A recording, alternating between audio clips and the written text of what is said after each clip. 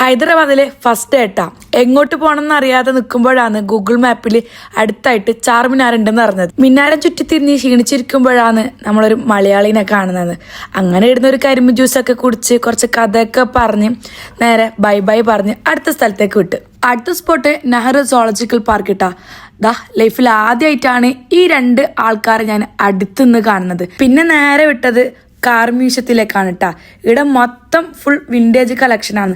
വണ്ടിപ്രാന്തന്മാർക്കും കുറച്ചും കൂടി ബെറ്റർ ആയിട്ടുള്ള ഒരു മ്യൂസിയം ആണ് ഇത്. എവിടെ നോക്കിയാലും കാണാൻ പറ്റുന്നത് മൊത്തത്തിൽ സ്റ്റാച്യു ഇട്ടാ. കുറച്ചു നേരമായി വയറിന്ന് കൊക്കപ്പൂടി വിളിക്കുന്നു.